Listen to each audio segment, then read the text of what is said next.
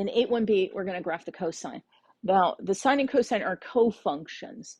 And the reason they are co-functions is we can find the sine and the cosine together in a graph. They're completely related, so their graphs are going to look the same. Let's go to our unit circle for just a minute. You might recall, hopefully, that the cosine are the x values.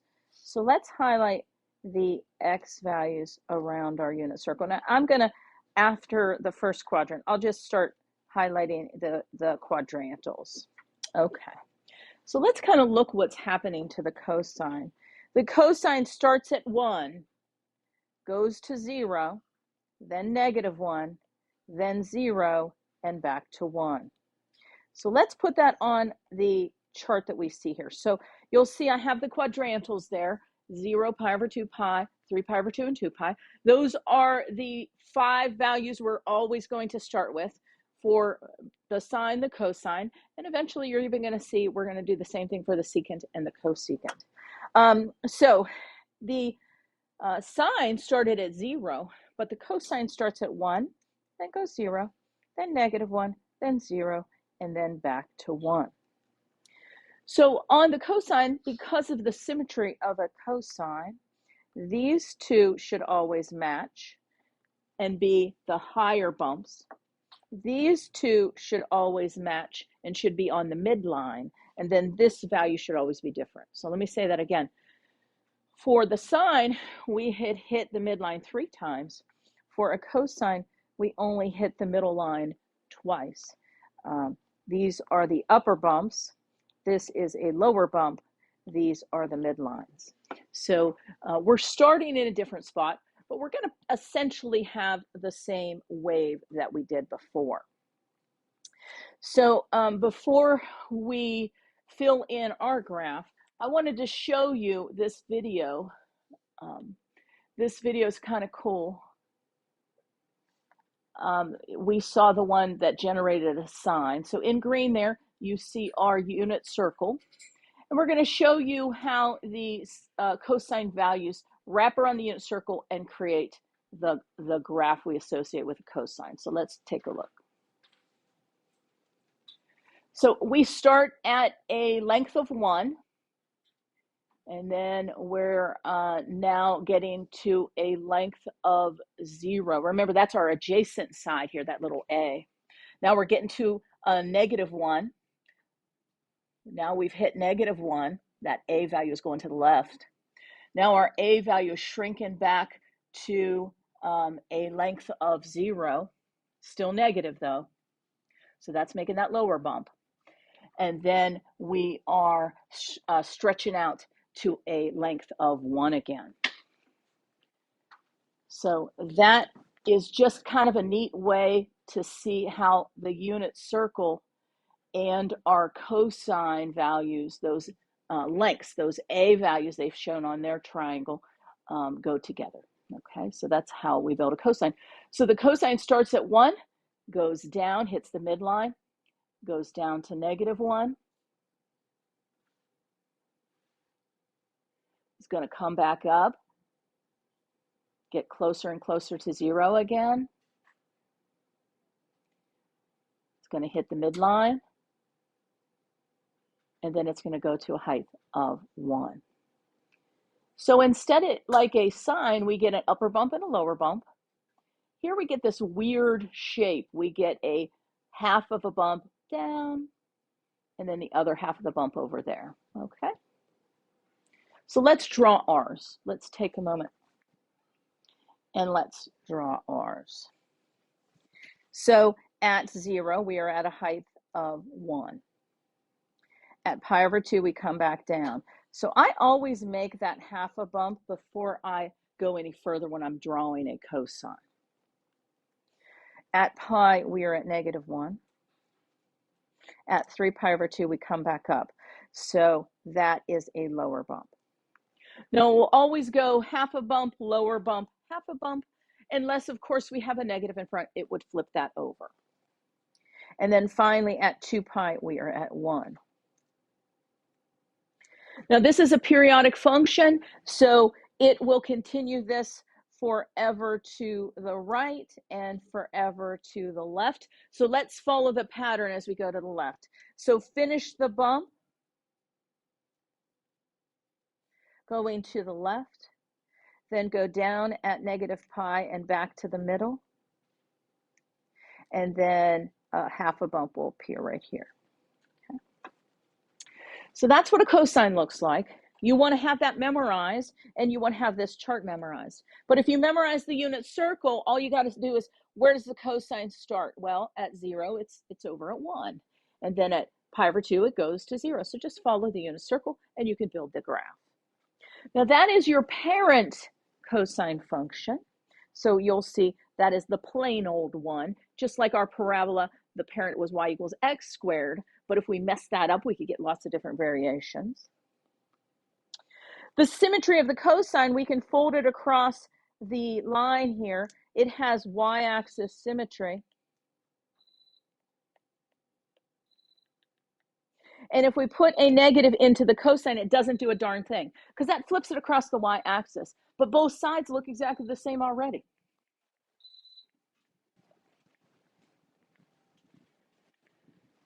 So we saw when we stuck a negative inside of a sine, we had to put a negative on the outside to get the graphs to match. Well, if we put a negative inside a cosine, since the job of a negative by the x is to flip it across this line, that's not going to do anything. So it goes right back to where it started.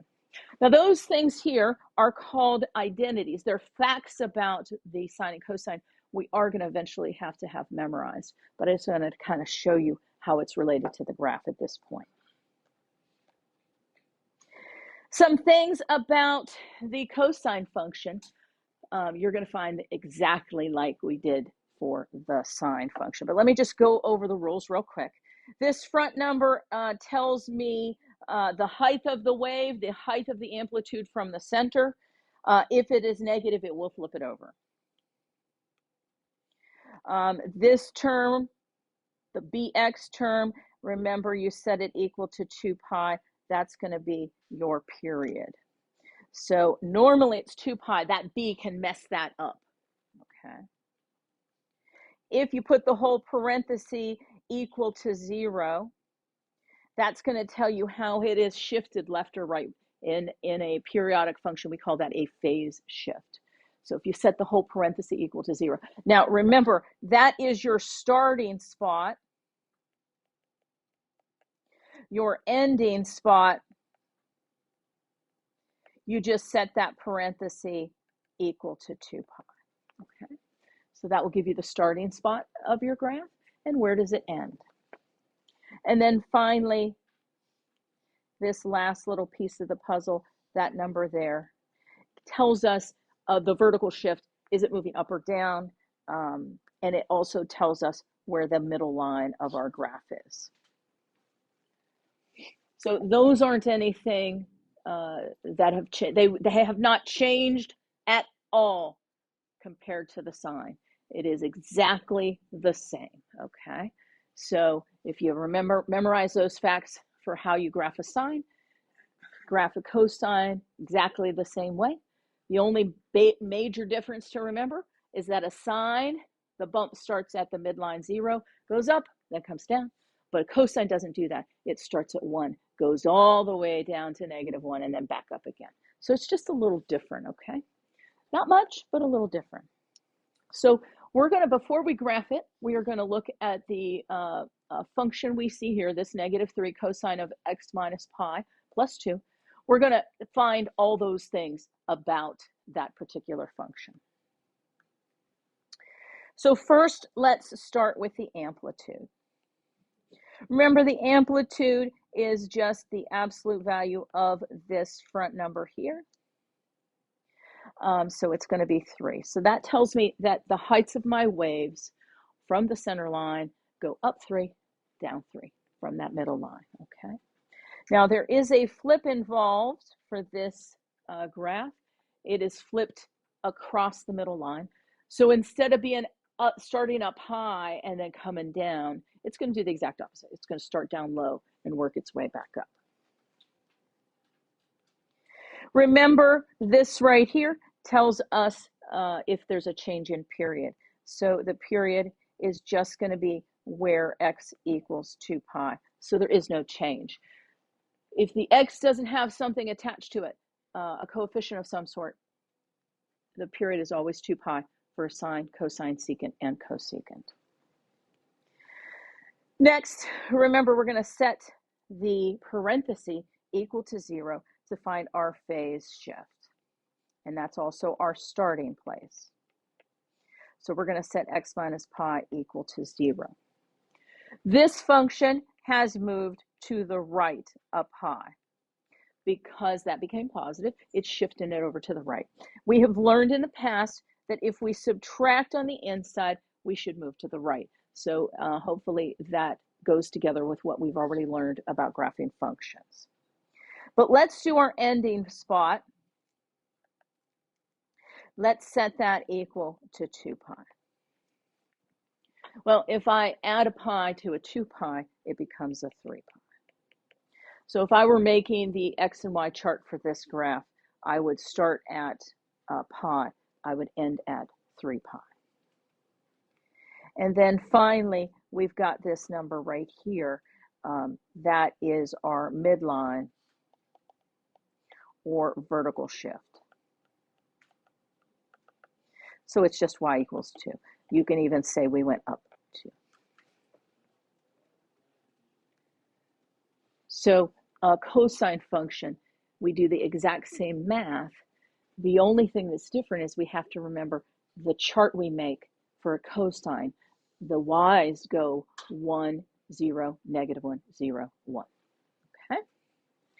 So now that we've practiced finding those things, let's do a graph. Okay? Now, before we go into the meat of this graph, let's write what the parent function is doing. So remember, at 0, the cosine is up at a height of 1, or on the unit circle, the length is 1.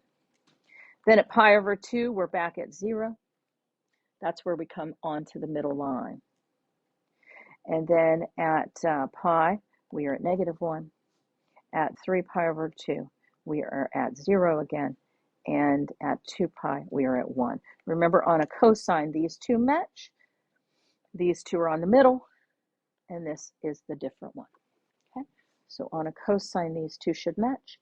These two should be on the midline, and that one should be the opposite, or down if you were going up, or up if you're going down. Okay, that being said, let's look at our new graph.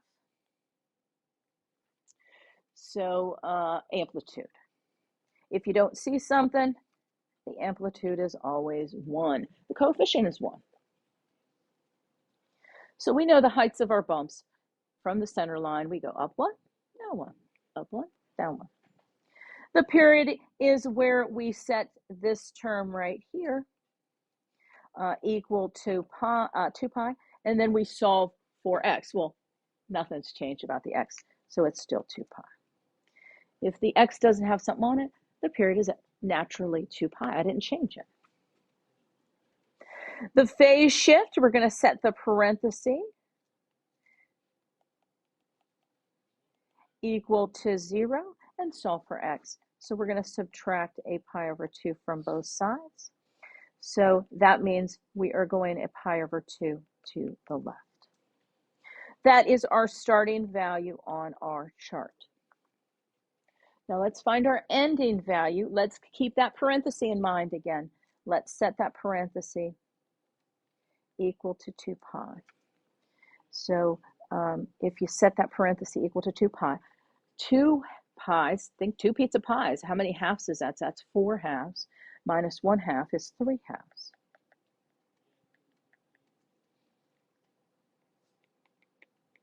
Okay, so let's just think on a number line for a minute. What is between -1 half and 3 halves? Well, let's count by halves. That's -1 half, 0, +1 half, 2 halves, 3 halves. So just count by halves, okay? So this right here is 1 half. So that would be pi over 2. Now let's just think about y. It's kind of counting by odds, right? -1. The next odd is +1. So -1/2, +1/2. The next odd is 3, 3/2. And that happens quite often. So what's smack dab in the middle of -1/2 and +1/2? 0. What's smack dab in the middle between 1/2 and 3/2 would be 2/2. So if you want to take off the pi, think about how those numbers relate for fractions, and then just keep cutting it, and yeah, okay. Anyway, let's talk about our vertical shift. This number right here tells me that our midline is at -1, so we've gone down 1. So now we got to get our y values, and then we're ready to go. So remember, this is saying that we're going to take this whole thing is going to be our old y's, and we just have to -1 from them. That's all we have to do. The only thing on the outside of the function that's affecting our y values is that -1. So let's just take all of our values here and subtract 1. Well, 1 minus 1 is 0. 0 minus 1 is -1. -1 minus 1 is -2.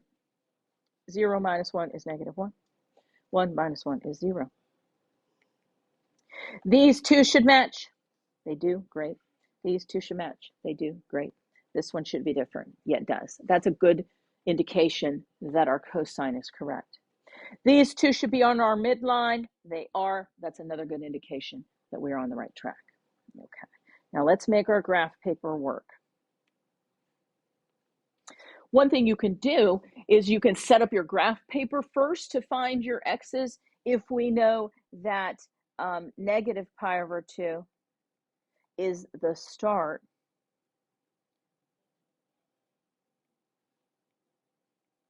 +3pi/2 is the end. Just find the middle. What's the middle? pi/2.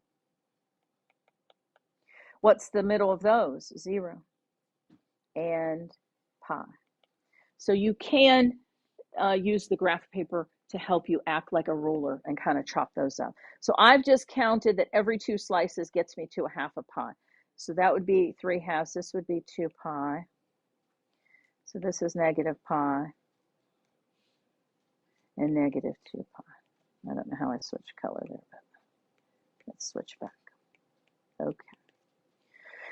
So remember, the first thing we always want to put on our graph paper is our midline. I'm just going to count by ones, I believe. Yeah, that's fine. It would be at -1. Just put that on there because that's going to tell you how you wave. Okay, so our first value was at -pi/2. We are at 0. Remember, we start above the line. As long as we haven't flipped over, the cosine always starts higher than our midline. At 0, we came back down to the middle line at -1. So always make that 1/2 a bump for a cosine. You always get a 1/2 a bump in the first 2 points. Now the next 2 points are going to give us the lower bump. At pi/2, we were at -2. At pi, we're back on the midline. Remember, those 2 points are on the midline. So these two should always touch the midline. For a sine value, we touch the midline 3 times. For a cosine value, we only touch it twice. And then we're going to come back up again to make another 1/2 a bump. Now that is our graph, but remember, this is a periodic function that keeps going forever over to the left and forever over to the right. So let's put these things together. So here at 2 pi, we have to come back down. We really don't have enough here, but I mean, it's going to start coming back down again. So down, down, back up.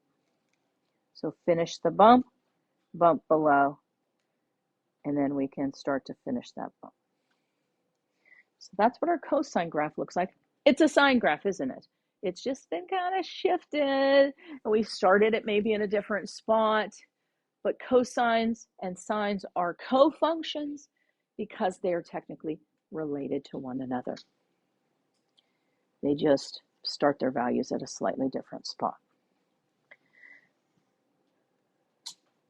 So that is our first example of graphing a cosine function.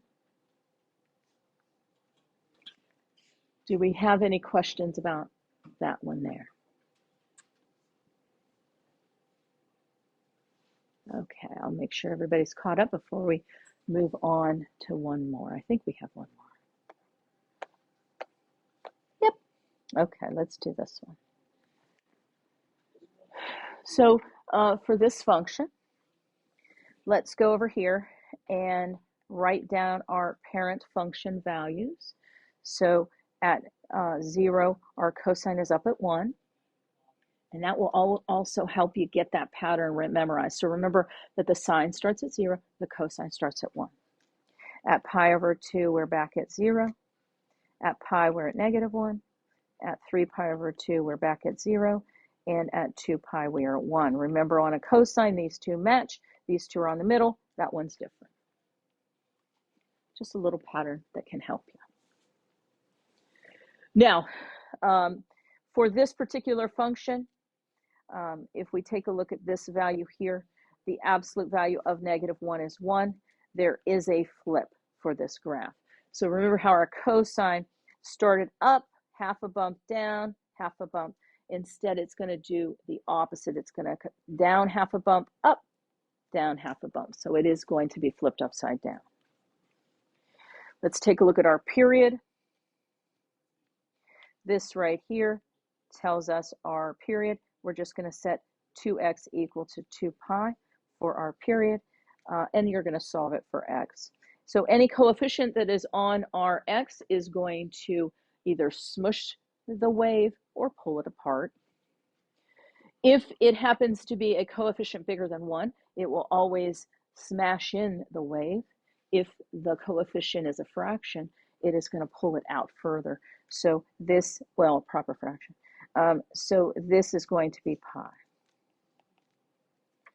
So we know it takes a pi for the wave to complete and come back and recycle. Next, we're going to set the entire parenthesis equal to 0. So 2x minus pi equals 0. Just solve that for x. So we got to move the pi to the other side, add a pi, and divide by 2. So our starting value on our graph is pi over 2. That's our phase shift. That means because it's positive, we have gone to the right. So our wave scooched over to the right a little bit. Let's talk about our ending value. You're going to set that same parenthesis equal to 2 pi. Set that same parenthesis equal to 2 pi. Well, if I have 2 pi and I'm adding a pi to it, I am going to end up with 3 pi's, and then divide by 2, and we get 3 pi over 2. So you can use your graph paper to break this apart, but let's think about what is in between 1/2 and 3/2 is 2/2, or 1. So we know pi is right there. Now, for the first time, we're going to have to break it apart down into fourths. So let's think about the number line for a minute.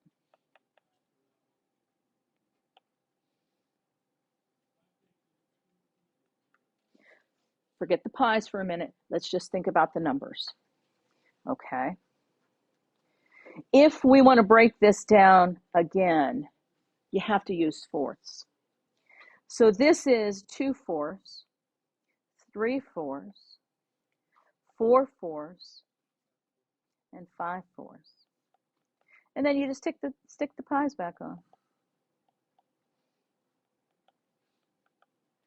And then you got your chart, okay?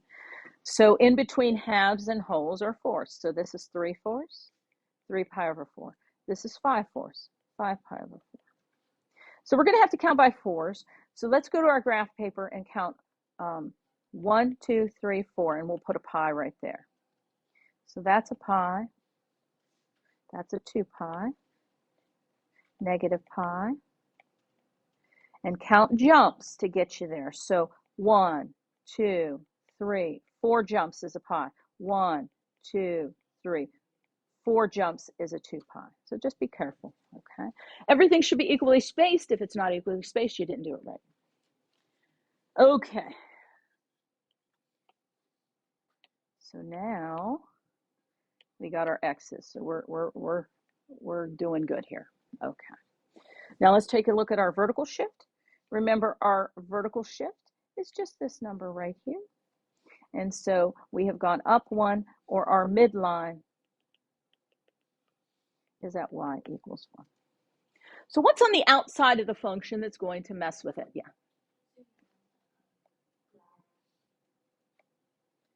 So let's think about what was on the outside of the function. On the outside of the function, we had a negative in front and a +1 on the back. So that's what's going to affect. Anything on the outside of the function affects our y values. The things on the inside of the function are what affected our x values. So if we go back to the function, we are going to think about that our y are going to equal the opposite of our old +1. Because the only thing on the outside is the -1, which is a multiplication order of operations. Say we do the opposite. So we're going to take the opposite of our old y's, and we're going to add 1. Okay. So let's think about opposite of our old y's. The opposite of our old y's +1. Okay. So here's our old y's, our original y's. So the opposite of negative or of 1 is -1, +1 is 0. The opposite of 0 is 0, +1 is 1. The opposite of -1 is 1, +1 is 2. The opposite of 0 is 0, +1 is 1. And the opposite of 1 is -1, +1 is 0. Now, how can I tell that I was on the right track? These two should match. These two should match and be on the midline. They are, okay? And then this one should be different. So I'm pretty sure we're doing what we need to do, okay? So the first thing we want to do on our graph paper is let's graph our midline at 1. So we know where our wave is going to be going up and then down and then up and then down. Okay. So at pi/2, which is right here, we are at 0. At 3/4, which is right here, we are at 1. So remember, that's half a bump. Now the reason the half a bump is down there is the half a bump is down there because of the fact that our graph was flipped upside down. At pi, we were at 2. I wouldn't make the half a bump now until we finish it. This one finishes itself, which is great. And then at 5π/4, we are back in the middle line. Remember, those two should be in the middle line, and it creates a bump. So instead of getting a lower bump, we flipped upside down. We got an upper bump. And then at 3π/2, which is really 6/4, we're back down at 0. So remember, you see we have 2 halves and a whole bump. Let's use the equally spacing we see here, and let's create the rest to fill up our graph paper. So go back to the middle, finish your bump. Go back to the middle, finish your bump. So we got 2 down bumps. So as we stretch to the right, let's make 2 up bumps. They should be equally spaced. So here's an upper bump. Here's an upper bump. Make everything equally spaced. Lower bump, upper bump. Now, if you would have done this by yourself without watching me do it, and you numbered your graph paper a little differently, as long as I see how you graphed or how you numbered it, I am good. So yours might look slightly different than mine if we were to do it without looking at each other's paper.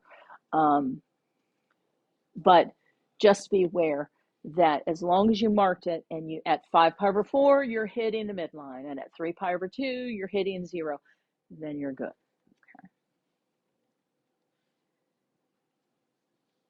So I'm hoping that we've seen quite a few now, that you are starting to get a feel for how these sines and cosine functions work.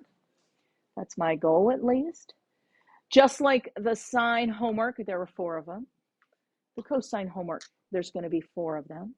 So if for the remainder of the class period, if you could work on the homework, that's what I would like you to do. So the main homework that's going to be due this weekend is the graphs of the sines and the graphs of the cosines.